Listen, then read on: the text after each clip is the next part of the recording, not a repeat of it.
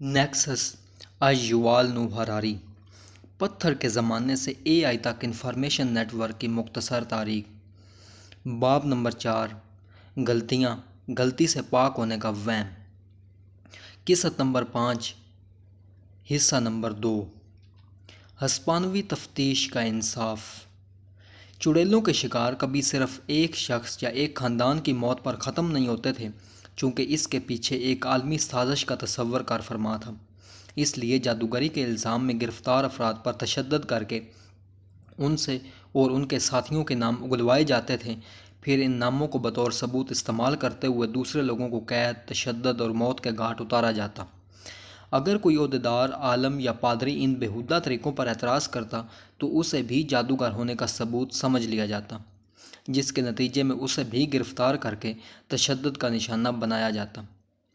مثال کے طور پر 1453 میں جب شیطانی سازش کا عقیدہ ابھی پنپنا شروع ہی ہوا تھا، ایک فرانسیسی مذہبی عالم گیوم ایڈیلین نے اسے پھیلنے سے پہلے ہی کچلنے کی کوشش کی۔ انہوں نے قرون وسطیٰ کے کینن اسکوپی کے دعووں کو دہرایا، جس کے مطابق جادوگری ایک وہم تھا اور چڑیلیں حقیقت میں رات کو شیطان سے ملنے اور اس کے ساتھ معاہدہ کرنے کے لیے نہیں اڑ سکتی تھیں۔ لیکن ایڈیلین پر خود جادوگر ہونے کا الزام لگا کر انہیں گرفتار کر لیا گیا۔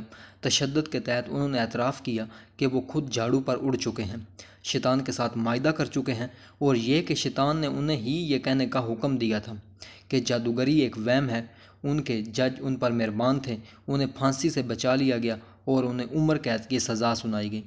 چڑیلوں کے شکار سے معلومات کے دائرہ کار بنانے کے تاریک پہلو کا پتہ چلتا ہے، جیسے کہ تلمود پر ربیوں کی بحثوں اور مسیحی صحیفوں پر علمی بحثوں کے ساتھ ہوا۔ چڑیلوں کے شکار کو معلومات کے ایک پھیلتے ہوئے سمندر نے ہوا دی، جس نے حقیقت کی نمائندگی کرنے کے بجائے ایک نئی حقیقت تخلیق کی۔ چڑیلیں ایک مقصد حقیقت نہیں تھیں۔ ابتدائی جدید یورپ میں کسی نے بھی شیطان کے ساتھ جنسی تعلق نہیں کیا تھا اور نہ ہی جھاڑو پر اڑنے اور اولے برسانے کی صلاحیت رکھتا تھا، لیکن چڑیلیں ایک بین الاذہانی حقیقت بن گئیں۔ پیسے کی طرح چڑیلوں کے بارے میں معلومات کے تبادلے سے چڑیلوں کو حقیقی بنایا گیا۔ ایک پوری چڑیل کے شکار کی بیوروکریسی نے اپنے آپ کو اس طرح کے تبادلے کے لیے وقف کر دیا۔ ماہرین علیات، وکلاء، تفتیش کاروں اور چھاپہ خانوں کے مالکان نے چڑیلوں کے بارے میں معلومات جمع کرنے اور تیار کرنے، چڑیلوں کے مختلف انواع کی فہرست بنانے، چڑیلوں کے رویے کی تحقیقات کرنے اور انہیں بے نقاب اور شکست دینے کے طریقے تجویز کرنے سے روزی کمائی۔ پیشہ ور چڑیل شکاریوں نے حکومتوں اور بلدیات کو اپنی خدمات پیش کیں اور بڑی رقوم وصول کیں۔ آرکائیوز چڑیلوں کے شکار کے مہموں کی تفصیلی رپورٹس، چڑیلوں کے مقدمات کے طریقہ کار اور مبینہ چڑیلوں سے کیے گئے طویل اعترافات سے بھرے ہوئے تھے۔ ماہر چڑیل شکاریوں نے اپنے نظریات کو مزید بہتر بنانے کے لیے اس تمام ڈیٹا کا استعمال کیا، جیسے علماء صحیفوں کی صحیح تشریح کے بارے میں بحث کرتے ہیں۔ اس طرح چڑیل شکاریوں نے چڑیلوں کے ہتھوڑے اور دیگر بااثر کتابوں کی صحیح تشریح پر بحث کی۔ چڑیل کے شکار کی بیوروکریسی نے وہی کیا جو بیوروکریسی اکثر کرتی ہے، اس نے چڑیلوں کی بین الاذہانی زمرے ایجاد کیں اور اسے حقیقت پر مسلط کیا۔ یہاں تک کہ اس نے فارم بھی پرنٹ کیے جس میں چڑیل کے معیاری الزامات اور اعترافات اور تاریخوں، ناموں اور ملزم کے دستخط کے لیے خالی جگہیں تھیں۔ اس تمام معلومات نے بہت زیادہ نظم اور طاقت پیدا کی۔ یہ کچھ لوگوں کے لیے اختیار حاصل کرنے اور مجموعی طور پر معاشرے کے لیے اپنے اراکین کو نظم و ضبط کا ذریعہ تھا، لیکن اس نے صفر سچائی اور صفر حکمت پیدا کی۔ جیسے جیسے چڑیل کے شکار کی بیوروکریسی نے زیادہ سے زیادہ معلومات پیدا کی، ان تمام معلومات کو محض خیال کے طور پر مسترد کرنا مشکل ہو گیا۔ کیا ایسا ہو سکتا ہے کہ چڑیل کے شکار کے ڈیٹا کے پورے ذخیرے میں سچائی کا ایک دانہ نہ ہو؟ چرچ کے پڑھے لکھے لوگوں کی لکھی ہوئی تمام کتابوں کا کیا ہوگا؟ معزز ججوں کے زیر سماعت مقدمات کے تمام طریقہ کار کے بارے میں کیا خیال ہے؟ ہزاروں دستاویزی اطراف کا کیا ہوگا؟ نئی بین الاذہانی حقیقت اتنی قابل یقین تھی کہ یہاں تک کہ جادوگری کے الزام میں کچھ لوگ بھی یہ ماننے لگے کہ وہ واقعی ایک عالمی شیطانی سازش کا حصہ ہیں۔ اگر سب نے ایسا کہا تو یہ سچ ہوگا۔ جیسا کہ باب 2 میں بحث کی گئی ہے، انسان جعلی یادوں کو اپنانے کے لیے حساس ہیں۔ کم از کم کچھ ابتدائی جدید یورپی باشندوں نے شیطانوں کو طلب کرنے، شیطانوں کے ساتھ جنسی تعلقات رکھنے اور جادوگری کرنے کا خواب دیکھا یا تصور کیا، اور جب ان پر چڑیلے ہونے کا الزام لگایا گیا تو انہوں نے اپنے خوابوں اور تصورات کو حقیقت کے ساتھ الجھا دیا۔ نتیجتاً یہاں تک کہ جب 17ویں صدی کے اوائل میں چڑیلوں کے شکار اپنے خوفناک عروج پر پہنچ گئے اور بہت سے لوگوں کو شبہ ہوا کہ کچھ واضح طور پر غلط ہے، پوری چیز کو محض خیال کے طور پر مسترد کرنا مشکل تھا۔ ابتدائی جدید یورپ میں چڑیلوں کے شکار کے بدترین واقعات میں سے ایک 1620 کی دہائی کے آخر میں جنوبی جرمنی کے بامبرگ اور وورزبرگ کے شہروں میں پیش آیا۔ بامبرگ میں اس وقت سے 12,000 کم آبادی والے شہر میں 1625 سے 1631 تک 900 تک بے گناہ لوگوں کو پھانسی دی گئی۔ وورزبرگ میں تقریباً 11,500 کی آبادی میں سے 1,200 دیگر لوگوں کو تشدد کا نشانہ بنایا گیا اور ہلاک کیا گیا۔ اگست 1629 میں وورزبرگ کے شہزادہ بشپ کے چانسلر نے ایک دوست کو جاری چڑیل کے شکار کے بارے میں ایک خط لکھا، جس میں اس نے اس معاملے کے بارے میں اپنے شکوک کا اعتراف کیا۔ یہ خط لمبی طوالت کے ساتھ بیان کرنے کے قابل ہے۔ چڑیلوں کے معاملے کے بارے میں یہ دوبارہ شروع ہو گیا ہے اور کوئی بھی الفاظ اس کے ساتھ انصاف نہیں کر سکتے۔ اس کا افسوس اور مصیبت شہر میں اب بھی 400 ہیں، اونچ نیچ ہر طبقے اور جنس کے، یہاں تک کہ پادری بھی اتنے سختی سے الزام لگایا گیا ہے کہ انہیں کسی بھی وقت گرفتار کیا جا سکتا ہے۔ پرنس بشپ کے پاس 40 سے زیادہ طالب علم ہیں جو جلد ہی پادری بننے والے ہیں۔ ان میں سے 13 یا 14 کو چڑیلیں کہا جاتا ہے۔ چند دن پہلے ایک ڈین کو گرفتار کیا گیا تھا، طلب کیے گئے 2 دیگر فرار ہو گئے ہیں۔ ہمارے چرچ کے نوٹری ایک بہت ہی قابل آدمی کو کل گرفتار کر لیا گیا اور تشدد کا نشانہ بنایا گیا۔ ایک لفظ میں شہر کا 1/3 حصہ یقینی طور پر ملوث ہے۔ پادریوں میں سے امیر ترین، انتہائی پرکشش، سب سے نمایاں پہلے ہی پھانسی دے دی گئی ہے۔ ایک ہفتہ پہلے 19 سال کی ایک لڑکی کو پھانسی دی گئی، جس کے بارے میں ہر جگہ کہا جاتا ہے کہ وہ پورے شہر میں سب سے زیادہ خوبصورت تھی اور ہر کوئی اسے غیر معمولی عفت اور پاکیزگی کی لڑکی سمجھتا تھا۔ اس کے بعد بہترین اور پرکشش ترین افراد میں سے 7 یا 8 دیگر ہوں گے، اور اس طرح بہت سے لوگوں کو خدا سے انکار کرنے اور چڑیلوں کے ناچ میں ہونے کی وجہ سے موت کے گھاٹ اتارا جاتا ہے، جن کے خلاف کسی نے کبھی ایک لفظ بھی نہیں بولا۔ اس المناک معاملے کو ختم کرنے کے لیے 3 اور 4 سال کے بچے ہیں، جن کی تعداد 300 ہے، جن کے بارے میں کہا جاتا ہے کہ ان کے شیطان کے ساتھ تعلقات تھے۔ میں نے 7 سال کے بچوں، 10، 12، 14 اور 15 سال کے ہونہار طالب علموں کو موت کے گھاٹ اتارتے دیکھا ہے، لیکن میں اس بدبختی کے بارے میں مزید نہیں لکھ سکتا اور نہ ہی لکھنا چاہیے۔ اس کے بعد چانسلر نے خط میں یہ دلچسپ تحریر شامل کی: اگرچہ بہت سی حیرت انگیز اور خوفناک چیزیں رونما ہو رہی ہیں، اس میں کوئی شک نہیں کہ فراو رینبرگ نامی ایک جگہ پر شیطان نے خود اپنے 8,000 پیروکاروں کے ساتھ ایک اسمبلی کی اور ان سب کے سامنے اجتماعی عبادت کی۔ اپنے سامعین یعنی چڑیلوں کو اپنے مقدس عشائے ربانی کی جگہ شلجم کے چھلکے اور ٹکڑے تقسیم کیے۔ نہ صرف گندی بلکہ انتہائی خوفناک اور بھیانک توہین آمیز باتیں ہوئیں جن کے بارے میں لکھنے سے میں کانپ اٹھتا ہوں۔ یہاں تک کہ وورزبرگ میں چڑیلوں کے شکار کی دیوانگی پر اپنے خوف کا اظہار کرنے کے بعد بھی چانسلر نے چڑیلوں کی شیطانی سازش پر اپنے پختہ یقین کا اظہار کیا۔ اس نے خود کسی جادوگری کا مشاہدہ نہیں کیا، لیکن چڑیلوں کے بارے میں اتنی معلومات گردش کر رہی تھیں کہ اس کے لیے ان سب پر شک کرنا مشکل تھا۔ چڑیلوں کا شکار زہریلی معلومات کے پھیلاؤ کی وجہ سے ہونے والی ایک تباہی تھی، ایک ایسے مسئلے کی بہترین مثال ہے جو معلومات کے ذریعے پیدا ہوا تھا اور مزید معلومات سے بدتر ہو گیا تھا۔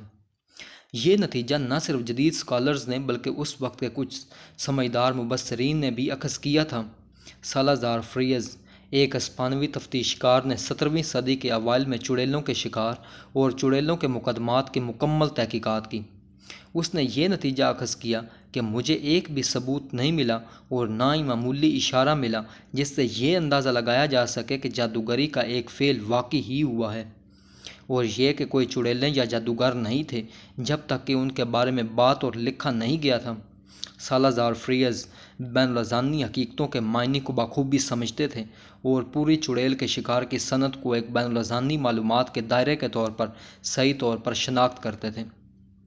ابتدائی جدید یورپی چڑیل کے جنون کی تاریخ سے پتہ چلتا ہے کہ معلومات کے بہاؤ میں رکاوٹوں کو دور کرنے سے لازمی طور پر سچائی کے دریافت اور پھیلاؤ نہیں ہوتا ہے۔ یہ اتنی ہی آسانی سے جھوٹ اور خیالات کے پھیلاؤ اور زہریلے معلومات کے دائرے کی تخلیق کا باعث بن سکتا ہے۔ مزید خاص طور پر خیالات کی ایک مکمل طور پر آزاد منڈی سچائی کی قیمت پر اشتعال انگیزی اور سنسنی خیزی کے پھیلاؤ کو فروغ دے سکتی ہے۔ یہ سمجھنا مشکل نہیں ہے کہ کیوں پرنٹرز اور کتاب فروشوں نے کوپرنیکس کے آن the revolutions of the heavenly اسفیئرز کے سست ریاضی کے مقابلے میں دی ہیمر آف دی ویچز کی خوفناک کہانیوں سے بہت زیادہ پیسہ کمایا۔ مؤخر ذکر جدید سائنسی روایت کے بانی نصوص میں سے ایک تھا، اسے زمین کو حالات دینے والی دریافتوں کا سہرا دیا جاتا ہے جس نے ہمارے سیارے کو کائنات کے مرکز سے ہٹا دیا، اور اس طرح کوپر نکن انقلاب کا آغاز ہوا۔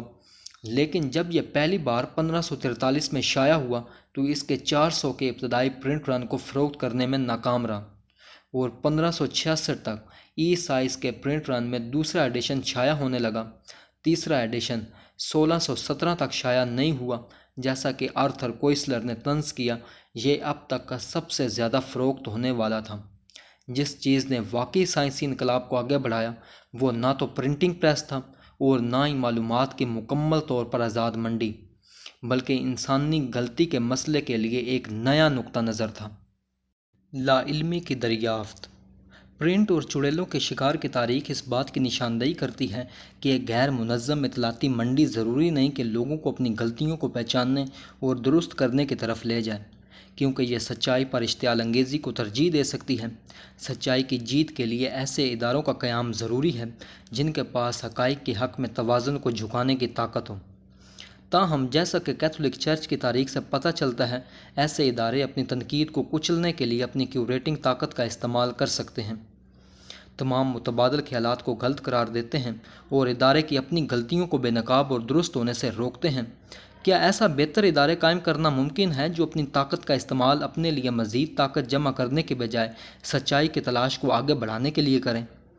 ابتدائی جدید یورپ نے بالکل ایسے ہی اداروں کی بنیاد دیکھی، اور یہ ادارے پرنٹنگ پریس یا on the revolutions of the heavenly sphere جیسی مخصوص کتابوں کے بجائے سائنسی انقلاب کی بنیاد تھے۔ یہ کلیدی ادارے یونیورسٹیاں نہیں تھے۔ سائنسی انقلاب کے بہت سے اہم رہنما یونیورسٹی کے پروفیسر نہیں تھے۔ مثال کے طور پر نکولاس کوپرنیکس، رابرٹ بوائلڈ، ٹائکو برائے اور رینی ڈیکارٹ کے پاس کوئی تعلیمی عہدہ نہیں تھا، نہ ہی اسپینوزا، لیبنز، لاک، برکلے، والٹیر، ڈیڈروٹ یا روسو کے پاس تھا۔ سائنسی انقلاب میں مرکزی کردار ادا کرنے والے اداروں نے یونیورسٹیوں کے اندر اور باہر اسکالرز اور محققین کو جوڑا، ایک ایسا انفارمیشن نیٹ ورک تشکیل دیا جو پورے یورپ میں آخر کار دنیا پر محیط تھا۔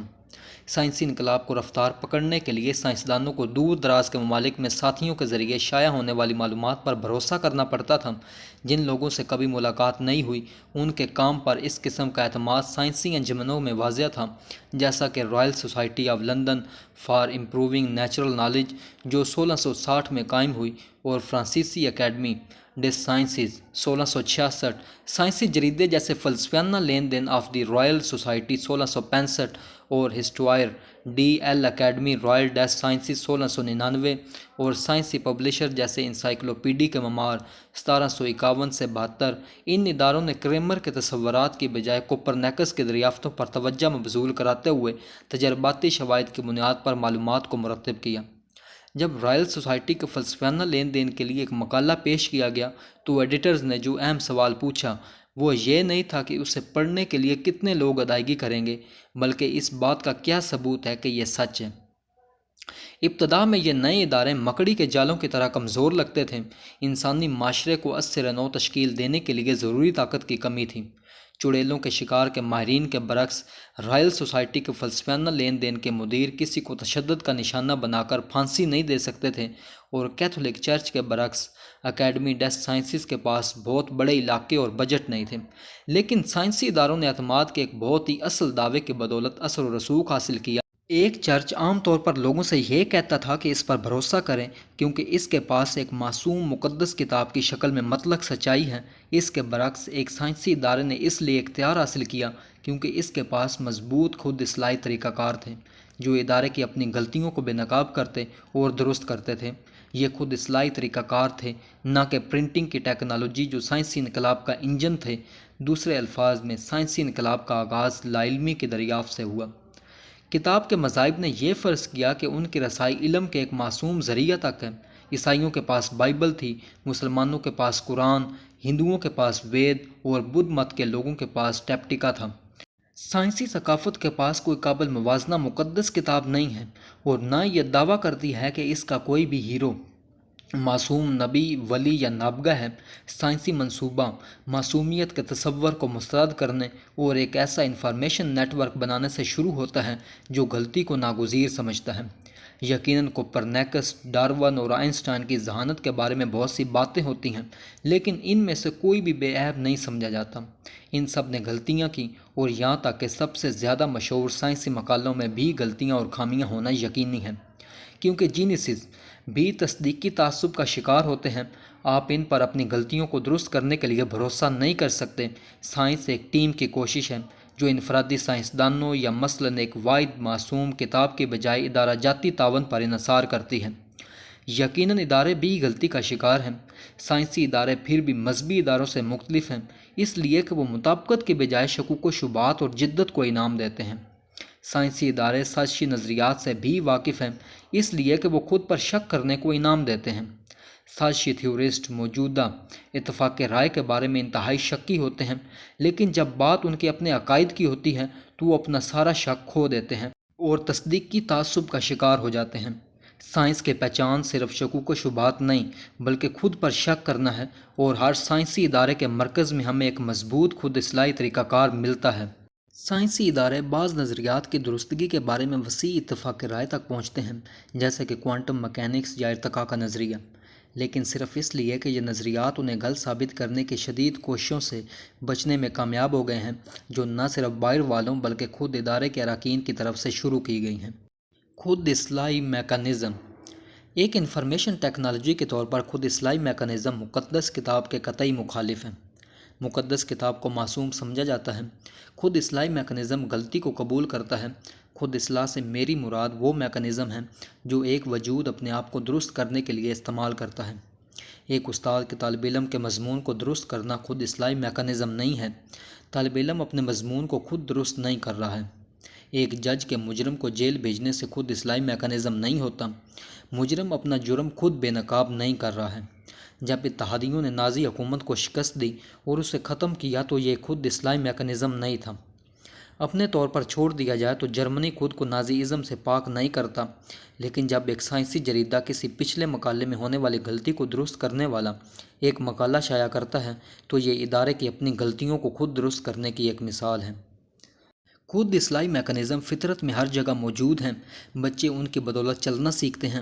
آپ ایک غلط حرکت کرتے ہیں، آپ گرتے ہیں، آپ اپنی غلطی سے سیکھتے ہیں، آپ اسے تھوڑا مختلف طریقے سے کرنے کی کوشش کرتے ہیں۔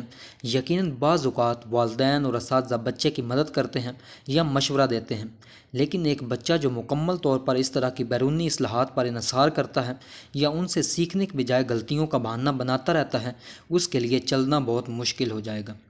در حقیقت بالغ ہونے کے بعد بھی جب بھی ہم چلتے ہیں ہمارا جسم خود اصلاح کے ایک پیچیدہ عمل میں مصروف رہتا ہے۔ جیسے جیسے ہمارا جسم خلا میں تشریف لے جاتا ہے، دماغ، اعضاء اور حسی اعضاء کے درمیان اندرونی تاثرات کے حلقے ہمارے پیروں اور ہاتھوں کو ان کی مناسب جگہ پر اور ہمارے توازن کو بالکل درست رکھتے ہیں۔ بہت سے دوسرے جسمانی عملوں کے لیے مسلسل خود اصلاح کی ضرورت ہوتی ہے۔ ہمارے بلڈ پریشر، درجہ حرارت، شوگر کی سطح اور بے شمار دیگر پیرامیٹرز کو مختلف حالات کے مطابق تبدیل کرنے کے لیے کچھ گنجائش دی جانی چاہیے، لیکن انہیں کبھی بھی بعض اہم حدود سے اوپر یا نیچے نہیں جانا چاہیے۔ ہمارے بلڈ پریشر کو بھاگتے وقت بڑھنے کی ضرورت ہوتی ہے، سوتے وقت کم ہونے کی ضرورت ہوتی ہے، لیکن اسے ہمیشہ مخصوص حدود میں رکھنا چاہیے۔ ہمارا جسم ہومیوسٹیٹک سیلف کریٹنگ میکانزم کے ایک میزبان کے ذریعے اس نازک بائیو کیمیکل رقص کو منظم کرتا ہے۔ اگر ہمارا بلڈ پریشر بہت زیادہ ہو جاتا ہے تو سیلف کریٹنگ میکانزم اسے کم کرتے ہیں۔ اگر ہمارا بلڈ پریشر خطرناک حد تک کم ہے تو سیلف کریکٹنگ میکانزم اسے بڑھاتے ہیں۔ اگر خود کو درست کرنے والے میکانزم خراب ہو جائیں تو ہم مر سکتے ہیں۔ ادارے بھی خود کو درست کرنے والے میکانزم کے بغیر مر جاتے ہیں۔ یہ میکانزم اس احساس سے شروع ہوتے ہیں کہ انسان ناقابل اعتبار اور بدعنوان ہے، لیکن انسانوں سے مایوس ہونے اور ان کو نظر انداز کرنے کے طریقے تلاش کرنے کے بجائے ادارہ فعال طور پر اپنی غلطیوں کو تلاش کرتا ہے اور انہیں درست کرتا ہے تمام ادارے جو چند سالوں سے زیادہ عرصے تک قائم رہنے کا انتظام کرتے ہیں ان کے پاس ایسے میکانزم موجود ہوتے ہیں، لیکن ادارے اپنے خود کو درست کرنے والے میکانزم کی طاقت اور نمائش میں بہت مختلف ہوتے ہیں۔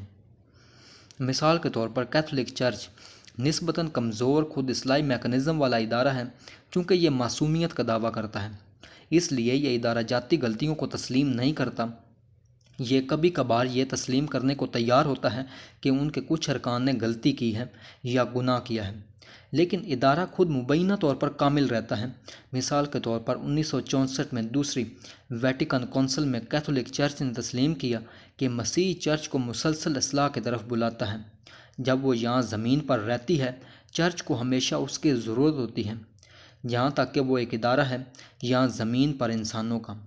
اس طرح اگر مختلف اوقات اور حالات میں اخلاقی رویے میں یا چرچ کے نظم و ضبط میں، یا یہاں تک کہ جس طرح سے چرچ کی تعلیم کو ایمان کی جمع سے احتیاط سے ممتاز کرنے کے لیے تیار کیا گیا ہے، ان میں کمی رہی ہے اور مناسب وقت پر اسے ٹھیک کیا جانا چاہیے۔ یہ اعتراف امید افزا لگتا ہے، لیکن شیطان تفصیلات میں ہے۔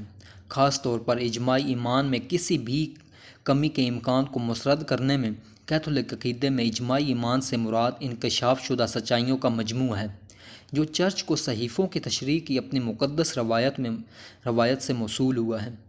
کیتھولک چرچ تسلیم کرتا ہے کہ پادری ناقابل اعتبار انسان ہیں جو گناہ کر سکتے ہیں، اور چرچ کی تعلیمات کو وضع کرنے کے طریقے میں بھی غلطیاں کر سکتے ہیں، تاہم مقدس کتاب خود کبھی غلطی نہیں ہو سکتی۔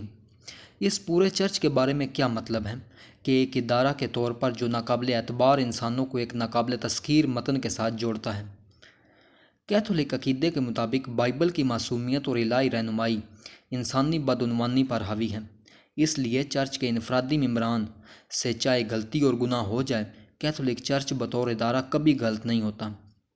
مبینہ طور پر تاریخ میں کبھی بھی خدا نے زیادہ تر چرچ رہنماؤں کو مقدس کتاب کی اپنی تشریح میں سنگین غلطی کرنے کی اجازت نہیں دی۔ یہ اصول بہت سے مذاہب میں عام ہے۔ یہودی آرتھوڈاکسی نے اس امکان کو قبول کیا کہ مشنا اور تلمود کو مرتب کرنے والے ربیوں سے ذاتی معاملات میں غلطی ہو سکتی ہے، لیکن جب وہ مذہبی عقیدے کا فیصلہ کرنے آئے تو خدا نے یہ یقینی بنایا کہ وہ غلطی نہ کریں۔ اسلام میں اس سے ملتا جلتا ایک اصول ہے جسے اجماع کہتے ہیں۔ ایک اہم حدیث کے مطابق محمد صلی اللہ علیہ وسلم نے کہا کہ اللہ میری امت کو کبھی غلطی پر متفق نہیں ہونے دے گا۔ کیتھولک مذہب میں مبینہ ادارہ جاتی کمال کو پوپ کی معصومیت کے نظریے میں سب سے واضح طور پر شامل کیا گیا ہے، جو کہتا ہے کہ پوپ ذاتی معاملات میں غلطی کر سکتے ہیں، لیکن اپنے ادارہ جاتی کردار میں وہ معصوم ہیں۔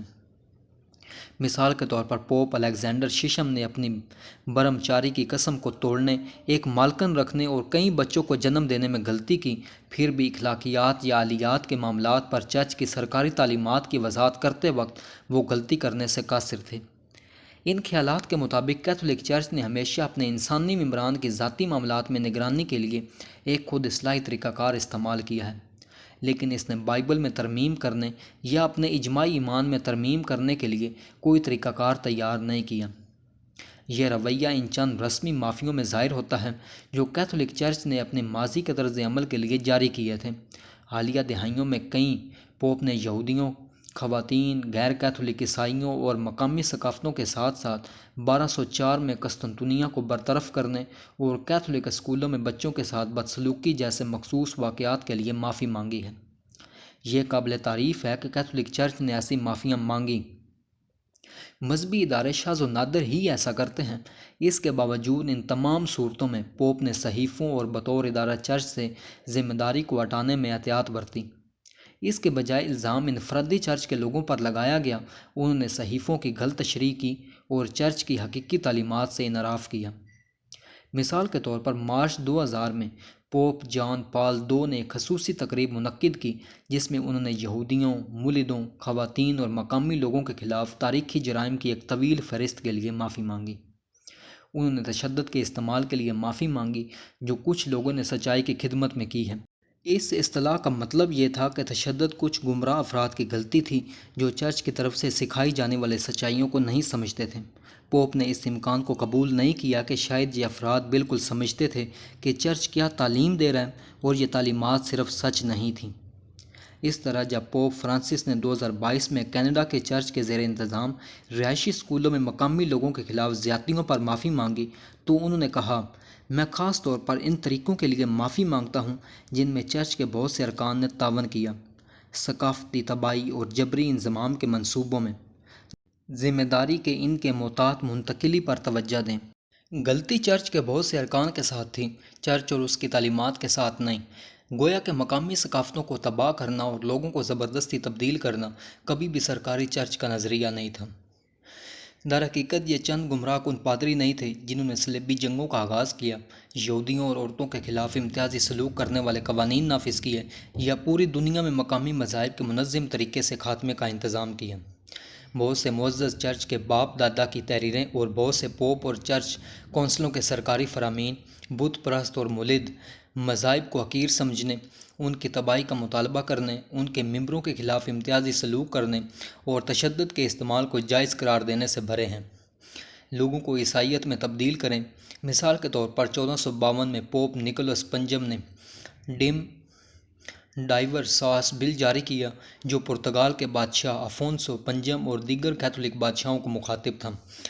بل میں کہا گیا ہے کہ ہم آپ کو ان موجودہ دستاویزات کے ذریعے اپنے رسولی اختیار کے ساتھ مکمل اور آزاد اجازت دیتے ہیں کہ آپ سارکنز اور پیگنز اور کسی بھی دوسرے غیر ایمانداروں اور مسیح کے دشمنوں پر حملہ کریں، تلاش کریں، پکڑیں اور انہیں زیر کریں، چاہے وہ کہیں بھی ہوں۔ ان کی سلطنتیں، ڈچیز، کاؤنٹیز، پرنسپلٹی اور دیگر جائیداد۔ ان کے افراد کو دائمی غلامی میں کم کرنے کے لیے یہ سرکاری اعلان، جسے بعد کے پوپوں نے کئی بار دہرایا، نے یورپی سامراجیت اور دنیا بھر میں مقامی ثقافتوں کی تباہی کی بنیاد رکھی۔ یقیناً اگرچہ چرچ اسے سرکاری طور پر تسلیم نہیں کرتا ہے، وقت کے ساتھ ساتھ اس نے اپنے ادارہ جاتی ڈھانچے، اپنی بنیادی تعلیمات اور صحیفوں کی تشریح کو تبدیل کر دیا ہے۔ آج کا کیتھولک چرچ قرون وسطیٰ اور ابتدائی جدید یورپ کے مقابلے میں کہیں کم یہودی مخالف اور عورتوں سے نفرت کرنے والا ہے۔ پوپ فرانسس پوپ نکولس پنجم کے مقابلے میں مقامی ثقافتوں کے کہیں زیادہ روادار ہیں۔ یہاں ایک ادارہ جاتی خود اصلاحی طریقہ کار کام کر رہا ہے جو بیرونی دباؤ اور اندرونی روح کی تلاش دونوں پر رد عمل ظاہر کرتا ہے، لیکن کیتھولک چرچ جیسے اداروں میں خود کو درست کرنے کی خصوصیت یہ ہے کہ ایسا ہونے پر بھی اسے منانے کے بجائے اس سے انکار کیا جاتا ہے۔ چرچ کی تعلیمات کو تبدیل کرنے کا پہلا اصول یہ ہے کہ آپ کبھی بھی چرچ کی تعلیمات کو تبدیل کرنے کا اعتراف نہیں کرتے ہیں۔ آپ نے کبھی کسی پوپ کو دنیا کے سامنے یہ اعلان کرتے ہوئے نہیں سنا ہوگا، ہمارے ماہرین نے ابھی بائبل میں ایک بہت بڑی غلطی دریافت کی ہے، ہم جلد ہی ایک تازہ ترین ایڈیشن جاری کریں گے۔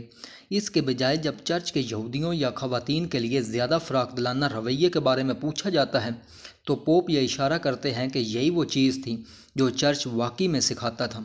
چاہے کچھ انفرادی چرچ کے لوگ پہلے پیغام کو صحیح طریقے سے سمجھنے میں ناکام رہے ہوں، خود اصلاح کے وجود سے انکار اسے مکمل طور پر ہونے سے نہیں روکتا، لیکن یہ اسے کمزور اور سست کرتا ہے۔ چونکہ ماضی کی غلطیوں کی اصلاح کو تسلیم نہیں کیا جاتا ہے، چھوڑ دیں۔ جب ایک وفادار ادارے اور اس کی تعلیمات میں ایک سنگین مسئلے کا سامنا کرتے ہیں تو وہ کسی ایسی چیز کو تبدیل کرنے کے خوف سے مفلوج ہو جاتے ہیں جو مبینہ طور پر ابدی اور ناقابل تذکیر ہے۔ وہ پچھلی تبدیلیوں کی مثال سے فائدہ نہیں اٹھا سکتے۔ مثال کے طور پر جب پوپ فرانسس جیسے کیتھولک اب ہم جنس پرستی پر چرچ کی تعلیمات پر نظر ثانی کر رہے ہیں تو انہیں ماضی کی غلطیوں کو تسلیم کرنا اور تعلیمات کو تبدیل کرنا مشکل لگتا ہے۔ اگر آخر کار کوئی مستقبل کا پوپ LGBTQ لوگوں کے ساتھ بدسلوکی کے لیے معافی مانگتا ہے تو ایسا کرنے کا طریقہ یہ ہوگا کہ ایک بار پھر کچھ انتہائی پرجوش افراد کے کندھوں پر الزام عائد کیا جائے جنہوں نے انجیل کو غلط سمجھا۔ اپنے مذہبی اختیار کو برقرار رکھنے کے لیے کیتھولک چرچ کے پاس ادارہ جاتی خود اصلاح کے وجود سے انکار کرنے کے سوا کوئی چارہ نہیں تھا، کیونکہ چرچ بے خطا ہونے کے چکر میں پڑ گیا۔ ایک بار جب اس نے اپنے مذہبی اختیار کو معصومیت کے دعوے پر مبنی کر دیا تو نسبتاً معمولی مسائل پر بھی ادارہ جاتی غلطی کے کسی بھی عوامی اطراف سے اس کا اختیار مکمل طور پر تباہ ہو سکتا ہے۔ DSM اور بائبل۔ کیتھولک چرچ کے برعکس ابتدائی جدید یورپ میں ابھرنے والے سائنسی ادارے مضبوط خود اصلاحی میکانزم کے ارد گرد بنائے گئے ہیں۔ سائنسی ادارے اس بات کو برقرار رکھتے ہیں کہ اگرچہ کسی خاص دور میں زیادہ تر سائنسدان کسی چیز کو سچ مانتے ہیں، پھر بھی یہ غلط یا نامکمل ثابت ہو سکتا ہے۔ 19ویں صدی میں زیادہ تر طبیعیات دانوں نے نیوٹنین فزکس کو کائنات کے ایک جامع اکاؤنٹ کے طور پر تبدیل کیا، لیکن 20ویں صدی میں اضافیت کے نظریہ اور کوانٹم مکینکس نے نیوٹن کے ماڈل کو غلطیوں اور حدود کو بے نقاب کیا۔ سائنس کی تاریخ کے سب سے زیادہ مشہور لمحات وہ لمحات ہیں جب قبول شدہ حکمت کو الٹ دیا جاتا ہے اور نئے نظریات جنم لیتے ہیں۔ اہم بات یہ ہے کہ سائنسی ادارے بڑی غلطیوں اور جرائم کے لیے اپنے ادارہ جاتی ذمہ داری تسلیم کرنے کو تیار ہیں۔ مثال کے طور پر موجودہ یونیورسٹیاں معمول کے مطابق کورسز دیتی ہیں اور پیشہ ورانہ جریدے معمول کے مطابق مضامین شائع کرتے ہیں، جو ادارہ جاتی نسل پرستی اور جنس پرستی کو بے نقاب کرتے ہیں، جو 19ویں اور 20ویں صدیوں میں حیاتیات، بشریات اور تاریخ جیسے مضامین کے سائنسی مطالعے کی خصوصیت تھی۔ ٹسکیگی سائتھلس اسٹڈی جیسے انفرادی ٹیسٹ کیسز پر تحقیق اور وائٹ آسٹریلیا پالیسی سے لے کر ہولوکاسٹ تک کی حکومتی پالیسیوں پر بار بار اور وسیع پیمانے پر مطالعہ کیا گیا ہے کہ کس طرح معروف سائنسی اداروں میں تیار کردہ حیاتیات، بشریات اور تاریخی نظریات میں خامیاں تھیں۔ امتیازی سلوک، سامراجیت اور یہاں تک کہ نسل کشی کو جواز اور سہولت فراہم کرنے کے لیے استعمال کیا جاتا تھا۔ ان جرائم اور غلطیوں کا الزام چند گمراہ اسکالرز پر نہیں لگایا جاتا، انہیں پورے تعلیمی شعبوں کی ادارہ جاتی ناکامی کے طور پر دیکھا جاتا ہے۔ بڑی ادارہ جاتی غلطیوں کو تسلیم کرنے کی خواہش اس تیز رفتار میں معاون ہے جس پر سائنس ترقی کر رہی ہے۔ جب دستیاب شواہد اس کی تائید کرتے ہیں تو غالب نظریات کو اکثر چند نسلوں کے اندر مسترد کر دیا جاتا ہے تاکہ نئے نظریات کی جگہ لے لی جائے۔ 21ویں صدی کے اوائل میں یونیورسٹی میں حیاتیات، بشریات اور تاریخ کے طالب علم جو کچھ سیکھتے ہیں وہ اس سے بہت مختلف ہے جو انہوں نے ایک صدی پہلے وہاں سیکھا تھا۔ نفسیات مضبوط خود اصلاحی میکانزم کے لیے بہت سی اسی طرح کی مثالیں پیش کرتا ہے۔ زیادہ تر ماہرین نفسیات کے شیلف پر آپ کو DSM مل سکتا ہے، یعنی diagnostic and statistical manual of mental disorders. اسے کبھی کبھار ماہرین نفسیات کی بائبل کا نام دیا جاتا ہے، لیکن DSM اور بائبل میں ایک اہم فرق ہے۔ پہلی بار 1952 میں شائع ہوا۔ DSM کو ہر دہائی یا دو میں نظر ثانی کیا جاتا ہے۔ 5واں ایڈیشن 2013 میں شائع ہوا۔ سالوں کے دوران بہت سی بیماریوں کی تعریف بدل گئی ہے، نئی شامل کی گئی ہیں جبکہ دیگر کو حذف کر دیا گیا ہے۔ مثال کے طور پر ہم جنس پرستی کو 1952 میں ایک سماجی شخصیت کے خرابی کے طور پر درج کیا گیا تھا، لیکن 1974 میں DSM سے ہٹا دیا گیا۔ DSM میں اس غلطی کو درست کرنے میں صرف 22 سال لگے۔ یہ کوئی مقدس کتاب نہیں ہے، یہ ایک سائنسی متن ہے۔ آج ماہر نفسیات کا شعبہ 1952 میں ہم جنس پرستی کی تعریف سے زیادہ مہربان روح میں دوبارہ تشریح کرنے کی کوشش نہیں کرتا ہے، بلکہ یہ 1952 کی تعریف کو سراسر غلطی کے طور پر دیکھتا ہے۔ اس سے بھی اہم بات یہ ہے کہ اس غلطی کا ذمہ دار چند ہم جنس پرست پروفیسرز کی کوتاہیوں کو نہیں ٹھہرایا جاتا، بلکہ یہ تسلیم کیا جاتا ہے کہ یہ نفسیات کے شعبے میں غیر ادارہ جاتی تعصبات کا نتیجہ ہے۔ اپنے شعبے کی ماضی کی ادارہ جاتی غلطیوں کا اعتراف کرنے سے آج کے ماہرین نفسیات اس طرح کی نئی غلطیاں نہ کرنے میں زیادہ محتاط ہو جاتے ہیں، جیسا کہ ٹرانسجینڈر افراد اور آٹسٹک اسپیکٹرم پر موجود لوگوں کے بارے میں گرم بحث میں دیکھا گیا ہے۔ بلا شبہ وہ کتنے ہی محتاط کیوں نہ ہو، ماہرین نفسیات کے اب بھی ادارہ جاتی غلطیاں کرنے کا امکان ہے، لیکن انہیں تسلیم کرنے اور درست کرنے کا بھی امکان ہے۔ شائع کرو یا مر جاؤ۔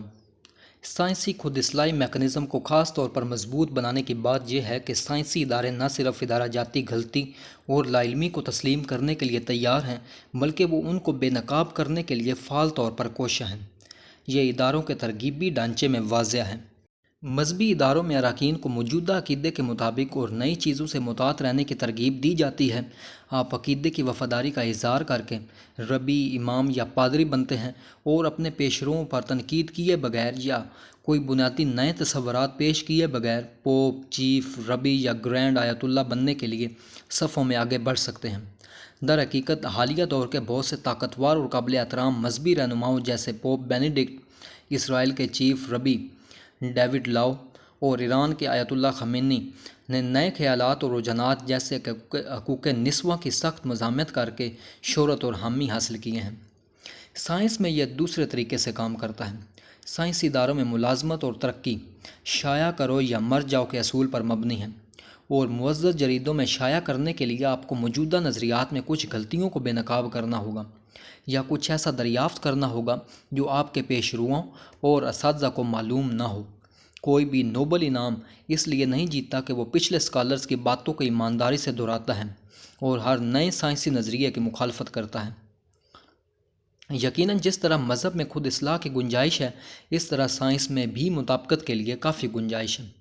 سائنس ایک ادارہ جاتی ادارہ ہے اور سائنسدان تقریباً ہر اس چیز کے لیے ادارے پر انحصار کرتے ہیں جو وہ جانتے ہیں۔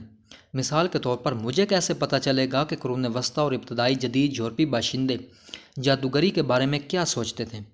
میں نے خود تمام متعلقہ آرکائیوز کا دورہ نہیں کیا ہے اور نہ ہی میں نے تمام متعلقہ بنیادی ذرائع کو پڑھا ہے۔ در حقیقت میں ان میں سے بہت سے ذرائع کو براہ راست پڑھنے سے قاصر ہوں، کیونکہ میں تمام ضروری زبانیں نہیں جانتا اور نہ ہی میں قرون وسطیٰ اور ابتدائی جدید ہاتھ سے لکھی ہوئی تحریروں کو سمجھنے میں ماہر ہوں۔ اس کے بجائے میں نے دوسرے اسکالرز کے ذریعے شائع ہونے والی کتابوں اور مضامین پر انحصار کیا ہے، جیسے کہ رونالڈ ہٹن کی کتاب A History of Fear the Witch، جو 2017 میں ییل یونیورسٹی پریس کے ذریعے شائع ہوئی تھی۔ میں نہ رونالڈ ہٹن سے ملا ہوں جو برسٹل یونیورسٹی میں تاریخ کے پروفیسر ہیں، اور نہ ہی میں ان برسٹل کے عہدیداروں کو ذاتی طور پر جانتا ہوں جنہوں نے انہیں ملازمت دی، یا ییل یونیورسٹی ٹیم جنہوں نے ان کی کتاب شائع کی تھی۔ اس کے باوجود میں ہٹن کی کتاب میں جو پڑھتا ہوں اس پر بھروسہ کرتا ہوں، کیونکہ میں سمجھتا ہوں کہ برسٹل یونیورسٹی اور ییل یونیورسٹی پریس جیسے ادارے کیسے کام کرتے ہیں۔ ان کے خود اصلاحی میکانزم کی دو اہم خصوصیات ہیں۔ نمبر 1، مرکزی حیثیت۔ خود اصلاحی میکانزم اداروں کے مرکز میں شامل ہیں، نہ کہ یہ ایک معمولی اضافہ ہے۔ دوسری، عوامی پذیرائی۔ یہ ادارے اس سے انکار کرنے کے بجائے خود اصلاح کا جشن مناتے ہیں۔ یقیناً یہ ممکن ہے کہ ہٹن کی کتاب سے مجھے جو کچھ معلومات ملی ہیں وہ غلط ہوں، یا میں خود اس کی غلط تشریح کر رہا ہوں، لیکن چڑیلوں کی تاریخ کے ماہرین جنہوں نے ہٹن کی کتاب پڑھی ہے اور جو موجودہ کتاب پڑھ رہے ہوں گے، وہ امید ہے کہ ایسی کسی بھی غلطی کو دیکھ لیں گے اور ان کو بے نقاب کریں گے۔ سائنسی اداروں کے عوامی ناقدین یہ بھی کہہ سکتے ہیں کہ حقیقت میں یہ ادارے اپنی طاقت کا استعمال غیر روایتی خیالات کو دبانے اور مخالفین کے خلاف اپنا چڑیلوں کا شکار شروع کرنے کے لیے کیا کرتے ہیں۔ یہ یقینی طور پر سچ ہے کہ اگر کوئی عالم اپنے شعبے کے موجودہ آرتھوڈاکس نظریے کی مخالفت کرتا ہے تو اس کے بعض اوقات منفی نتائج ہو سکتے ہیں۔ مضامین مسترد، تحقیقی گرانٹ سے انکار، بدتمیزی سے ذاتی حملے اور نایاب صورتوں میں ان کی ملازمت سے بھی برطرف کیا جا سکتا ہے۔ میں اس طرح کی چیزوں سے ہونے والی تکلیف کو کم نہیں کرنا چاہتا، لیکن یہ جسمانی طور پر تشدد اور داؤ پر لگانے سے بہت دور کی بات ہے۔ مثال کے طور پر کیمیاء دان ڈین شیچٹ مین کی کہانی پر غور کریں۔ اپریل 1982 میں الیکٹران مائکروسکوپ کے ذریعے مشاہدہ کرتے ہوئے شیچٹ مین نے ایسا دیکھا جو کیمسٹری کے تمام ہم عصر نظریات کے مطابق محض وجود میں نہیں ہو سکتا تھا۔ ایلومینیم اور مینگنیز نمونے میں ایٹم 5 گنا گردش کی ہم آہنگی کے ساتھ ایک ایسے پیٹرن میں کرسٹلائز ہو گئے تھے۔ اس وقت سائنسدان ٹھوس کرسٹل میں مختلف ممکنہ ہم آہنگ ڈھانچے کے بارے میں جانتے تھے، لیکن 5 گنا ہم آہنگی کو فطرت کے قوانین کے خلاف سمجھا جاتا تھا۔ شیچٹ مین کی دریافت، جسے کوارٹز کرسٹل کہا جاتا ہے، وہ اتنی عجیب لگ رہی تھی کہ اسے شائع کرنے کے لیے کوئی ہم مرتبہ نظر ثانی شدہ جریدہ تلاش کرنا مشکل تھا۔ اس سے کوئی مدد نہیں ملی کہ شیچٹ مین اس وقت ایک جونیئر سائنسدان تھا، اس کی اپنی لیبارٹری بھی نہیں تھی۔ وہ کسی اور کی سہولت میں کام کر رہا تھا، لیکن جرنل فزیکل ریولیٹریز کے ایڈیٹر نے شواہد کا جائزہ لینے کے بعد بالآخر 1984 میں شیچٹ مین کا مضمون شائع کیا، اور پھر جیسا کہ وہ بیان کرتا ہے، سارا جہنم ٹوٹ گیا۔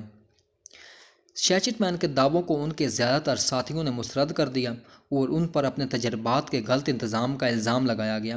ان کی لیبارٹری کے سربراہ نے بھی شیچٹ مین کا ساتھ چھوڑ دیا۔ ایک ڈرامائی انداز میں اس نے شیچٹ مین کے ڈیسک پر کیمسٹری کی ایک درسی کتاب رکھی اور اس سے کہا، ڈینی، برائے کرم یہ کتاب پڑھیں اور آپ سمجھ جائیں گے کہ آپ جو کہہ رہے ہیں وہ نہیں ہو سکتا۔ شیچٹ مین نے بڑی جرأت سے جواب دیا کہ اس نے کوارٹز کرسٹل کو خود خوردبین میں دیکھا ہے، کتاب میں نہیں۔ اس سے بھی بدتر ہونا تھا۔ 2 بار کے نوبل انعام یافتہ اور 20ویں صدی کے ممتاز ترین سائنسدانوں میں سے ایک لینس پاولنگ نے شیچٹ مین پر ایک وحشیانہ ذاتی حملہ کیا۔ سینکڑوں سائنسدانوں کی شرکت والی ایک کانفرنس میں پاولنگ نے اعلان کیا کہ ڈینی شیچٹ مین بکواس کر رہا ہے، کوئی کوارٹز کرسٹل نہیں ہے، صرف کواسی سائنسدان ہے۔ لیکن شیچٹ مین کو قید یا قتل نہیں کیا گیا، اسے دوسری لیب میں جگہ مل گئی۔ اس نے جو ثبوت پیش کیے وہ موجودہ کیمسٹری کے درسی کتابوں اور لینس پاؤلنگ کے خیالات سے زیادہ قائل تھے۔ کئی ساتھیوں نے شیچٹ مین کے تجربات کو دہرایا اور اس کے نتائج کی نقل کی۔ شیچٹ مین نے اپنی خوردبین کے ذریعے کوارٹز کرسٹل دیکھنے کے صرف 10 سال بعد بین الاقوامی یونین آف کرسٹلوگرافی، اس میدان میں سائنسی تنظیم نے ایک کرسٹل کی اپنی تعریف کو تبدیل کر دیا۔ کیمسٹری کے درسی کتابوں کو اس کے مطابق تبدیل کیا گیا اور ایک بالکل نیا سائنسی میدان ابھر کر کوارٹز کرسٹل کا مطالعہ۔ 2011 میں شیچٹ مین کو ان کی دریافت کے لیے کیمسٹری میں نوبل انعام سے نوازا گیا۔ نوبل کمیٹی نے کہا کہ ان کی دریافت انتہائی متنازع تھی، لیکن بلاخر سائنسدانوں کو مادے کی فطرت کے بارے میں اپنے تصور پر نظر ثانی کرنے پر مجبور کیا۔ شیچٹ مین کی کہانی کوئی استثنا نہیں ہے۔ سائنس کے سالنامے ایسے ہی واقعات سے بھرے پڑے ہیں۔ 20ویں صدی کے طبیعیات کی بنیاد بننے سے پہلے اضافیت کے نظریے اور کوانٹم میکینکس نے ابتدا میں تلخ تنازعات کو جنم دیا، جس میں نئے نظریات کے حامیوں پر قدامت پرستوں کے ذاتی حملے بھی شامل تھے۔ اسی طرح جب جارج کینٹر نے 19ویں صدی کے آخر میں لامحدود اعداد کے اپنے نظریے کو وضع کیا جو 20ویں صدی کے بیشتر ریاضی کی بنیاد بنا، تو اس پر اپنے دور کے کچھ معروف ریاضی دانوں جیسے کہ ہنری پوائنکیئر اور لیوپولڈ کرونیکر نے ذاتی طور پر حملہ کیا۔ عوامی پسند یہ سوچنے میں درست ہے کہ سائنسدان بھی ہر کسی کی طرح انسانی تعصبات کا شکار ہوتے ہیں، تاہم ادارہ جاتی خود اصلاحی طریقہ کار کی بدولت ان تعصبات پر قابو پایا جا سکتا ہے۔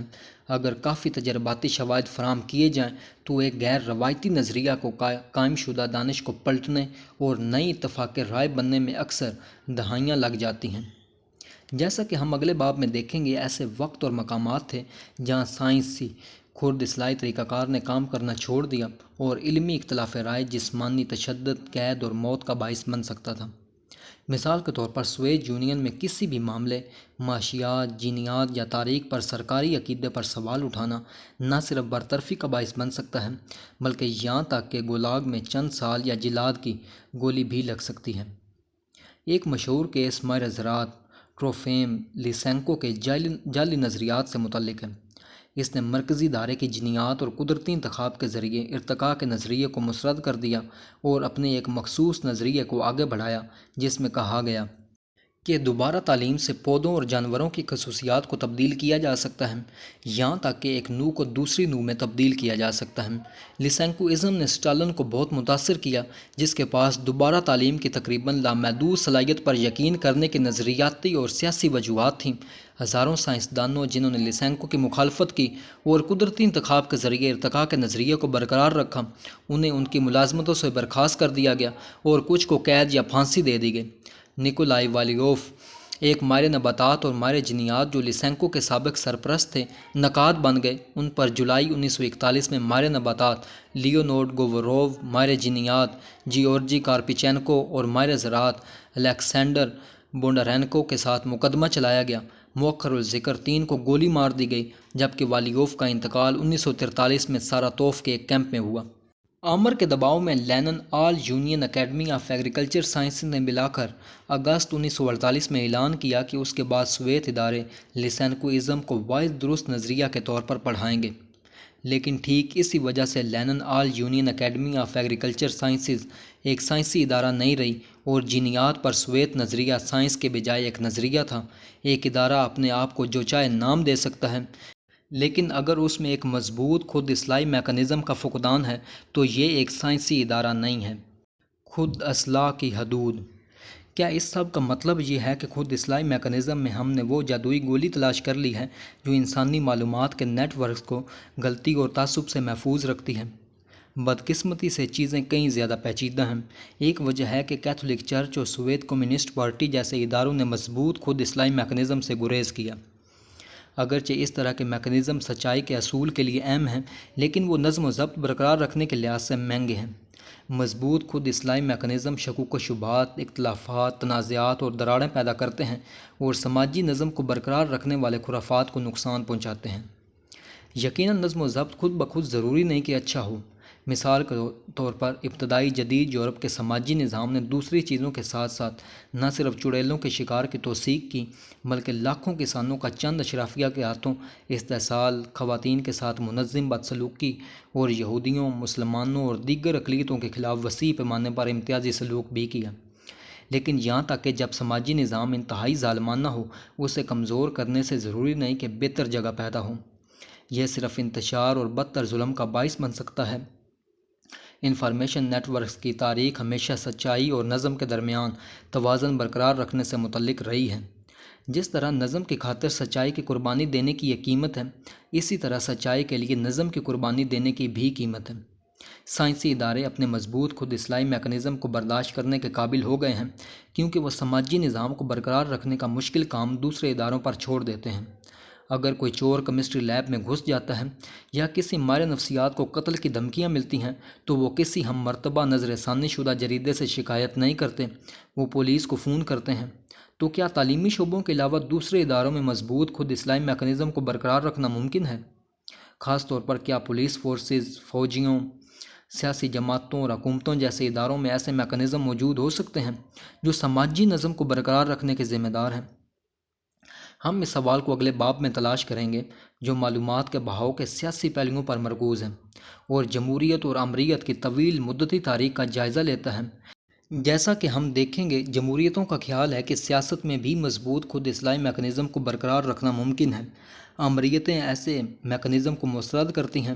اسی طرح سر جنگ کے عروج پر جمہوری ریاستہائے متحدہ میں اخبارات اور یونیورسٹیوں نے ویتنام میں امریکی جنگی جرائم کو کھلے عام بے نقاب کیا اور ان پر تنقید کی۔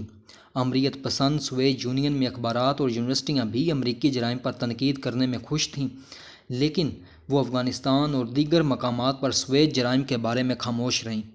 سوویت کی خاموشی سائنسی طور پر ناقابل تردید تھی، لیکن اس کا سیاسی معنوں میں مطلب تھا۔ ویتنام جنگ کے بارے میں امریکی خود پرستی آج بھی امریکی عوام کو تقسیم کرتی ہے اور پوری دنیا میں امریکہ کی ساکھ کو کمزور کرتی ہے، جبکہ افغانستان جنگ کے بارے میں سوویت اور روسی خاموشی نے اس کی یاد کو دھندلا کرنے اور اس کی ساکھ کے نقصانات کو محدود کرنے میں مدد کی ہے۔ قدیم ایتھنز، رومن سلطنت، ریاستہائے متحدہ اور سوویت یونین جیسے تاریخی نظاموں میں معلومات کی سیاست کو سمجھنے کے بعد ہی ہم مصنوعی ذہانت کے عروج کے انقلابی اثرات کو تلاش کرنے کے لیے تیار ہوں گے۔ مصنوعی ذہانت کے بارے میں سب سے بڑے سوالات میں سے ایک یہ ہے کہ آیا یہ جمہوری خود اصلاحی میکانزم کی حمایت کرے گی یا اسے کمزور کرے گی؟